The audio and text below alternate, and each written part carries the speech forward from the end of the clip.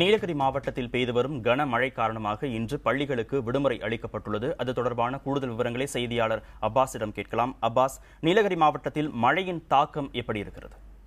கடந்த 3 நாட்களாக பார்த்தீங்கன்னா கார்த்திகேயன், நீலகிரி மாவட்டத்தில் மழையின் தாக்கம் அதிகரித்து காணப்படுது.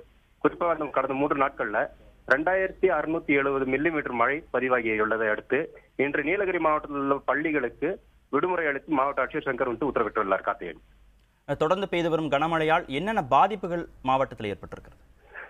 தொடர்ந்து ஏற்பட்ட மழையின் காரணமாக 75க்கும் மேற்பட்ட இடங்கள்ல மரங்கள் விழுந்து அகற்றப்பட்டுள்ளது.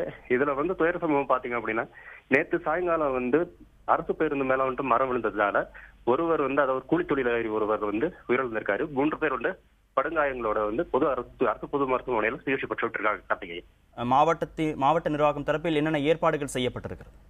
மாவட்ட நிர்வாகம் சார்பில் உள்ளாட்சி அமைப்புகளுக்கும் மற்றும் நெடுஞ்சாலைத்துறையினர், தீயணைப்பு துறையினருக்கு அவங்கள முடுக்கி விட்டுருக்காங்க. எந்த நேரத்தில் மரம் விழுந்தாலும், நிலச்சரிவு மண் சரிவு ஏற்பட்டாலும் அதை உடனடியாக அகற்றற்குண்டான பணிகளை மேற்கொள்றதுக்குண்டான பணிகளை முடித்து விட்டுருக்காங்க. கார்த்திகேயன், மேலும் டோல் ஃப்ரீ நம்பர், அதாவது 1077 என்கின்ற டோல் ஃப்ரீ நம்பர், அதாவது மழைக்கு பாதிப்பு ஏதாவது இருக்கு அப்படின்னாக்க உடனடியாக இந்த எண்ணுக்கு தொடர்பு கொண்டு தகவல்களை தெரிவிக்கலாம் அப்படின்னு சொல்லி மாவட்ட நிர்வாகத்தின் சார்பில் தெரிவிக்கப்பட்டிருக்கு. மேலும் இந்த மழையின் காரணமாக குன்னூர் உதகை இடையிலான மலை ரயில் சேவை போக்குவரத்து பாதிக்கப்பட்டுள்ளது. வெலிங்டன், அருவங்காடு, கேத்தி போன்ற பகுதிகளில் மரம் விழுந்ததால குன்னூர் ஊட்டி இடையிலான மலை ரயில் சேவையும் பாதிக்கப்பட்டிருக்கு. கார்த்திகேயன், தகவலுக்கு நன்றி அப்பாஸ்.